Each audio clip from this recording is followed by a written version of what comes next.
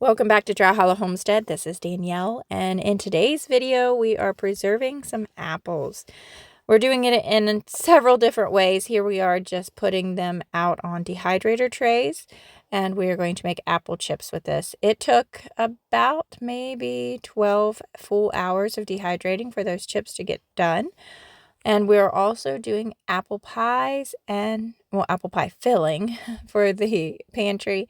And then we're also doing a little bit of applesauce. I thought I was going to get some applesauce in the freezer, but we ended up just pretty much eating all that applesauce in a day and a half.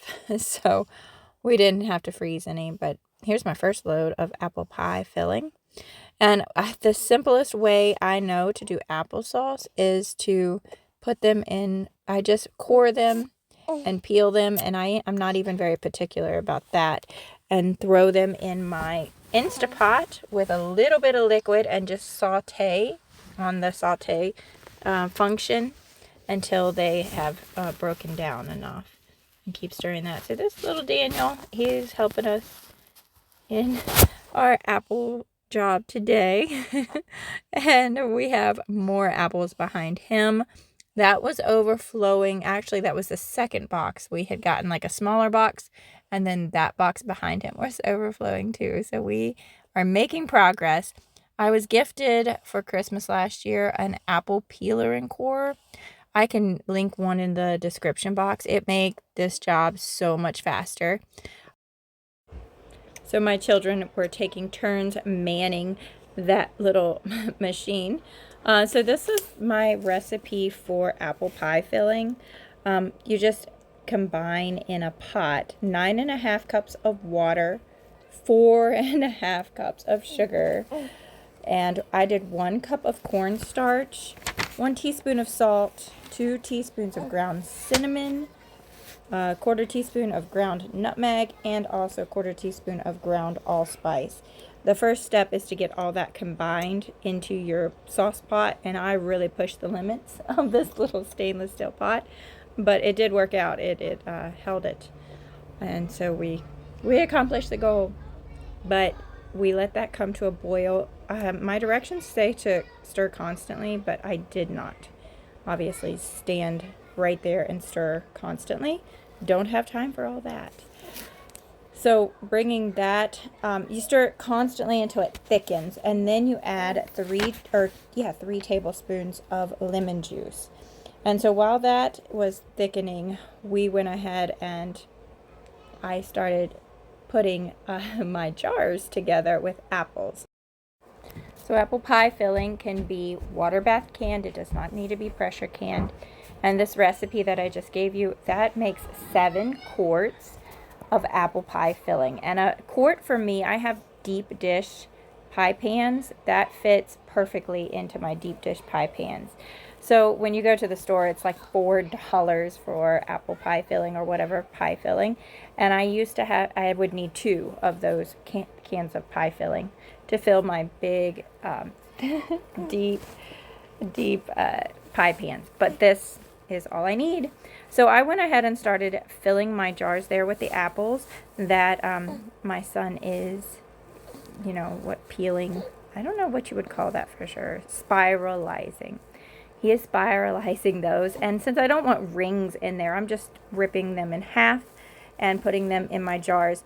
I was concerned that because I'm not taking the time to actually make wedges, that this could possibly kind of be a little mushy, that the apples would cook too much, but I don't care. We got a lot of cans of apple pie filling in the pantry with just a little bit of time, so it was worth it. And I have actually, spoiler alert, we had 1 jar not sealed correctly. There was actually a chink in the top of the jar, so I went ahead and made an apple crisp. It wasn't apple pie, but apple crisp, and I didn't have any concerns about it being mushy. It was delicious. So that was what I kept thinking, though. I was like, oh man, these are so thin, they could possibly become too mushy once they are water bath canned and then baked in the oven. Now you bake a pie longer than you bake apple crisp, but I don't see that it would be worth it for me to do wedging them and peeling them whenever I can use this spiralizer. We also, I don't know if I might not have got footage of that, but we used the skins and the like all the scraps there in the bowl. 2 bowls we sent out to the chickens, but we also started some apple scrap vinegar. So I put that in a half-gallon container or glass jar. I could have done more, but I've never done that before, so this is my first time doing that. And Three Rivers Homestead, she does this. That's where I got the idea from. But then I covered those apple scraps, the peels, the cores, skins, all that in that half-gallon jar, filled it up with water, and left room, and then added about I don't know, cup of apple cider vinegar that has the mother, like a good apple cider vinegar. And that's in my pantry, and it's looking right, so I'll let you know how that turns out. But we're getting thicker with our apple pie filling here. It is working. We're very close. Mr. Daniel is now being worn. He likes to be worn. He likes to be with Mom. That's it. It doesn't matter if he's being worn or being held. He just likes to be with Mom. So I'm very happy with that. No problems on this side. So we got, in total, on this day, I did 3 batches of this apple pie filling, which ended up making 21, is that, yeah, 7 times 3 is 21 quarts of apple pie filling. And so I actually had to borrow about half a cup of cornstarch from my neighbor. So in thanks, I sent her one of the quarts. I sent home a quart with my father-in-law, who actually gave us all these apples. And then one didn't seal, that later on we made into an apple crisp. So still in my pantry, I have plenty of apple pie filling for years in the future. For this winter, I will probably be making them for Thanksgiving this year. I can contribute that to our Thanksgiving meal for sure. So there was the lemon juice going into that apple pie filling.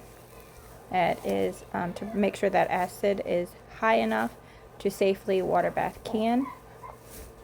And one of the tricks that I have seen on other people's channel that I have had great success with is when you're water bath canning, not to fill up the water an inch above, like we've been, like, you know, all the canning jars actually say, but to only fill up the water to the product line in your jars.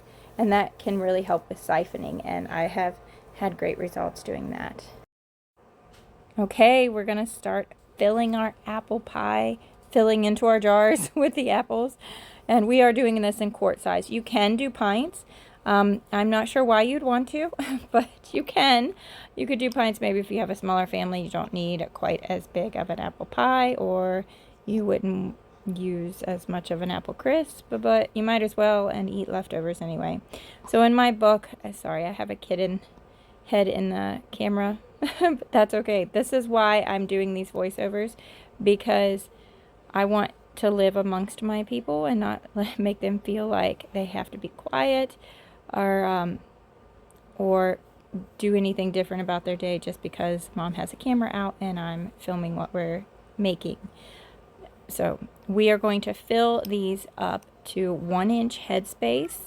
And because this is going to be sticky, it's got plenty of sugar, be sure to wipe those rims really well whenever you're making this apple pie filling. And so this day was just full of accomplishments. I feel like we made all this apple pie filling. And don't pick that up. It's very hot. You should probably wear a mug mitt. It's called a mitt. You should probably wear a mitt instead of bare-handing it like that.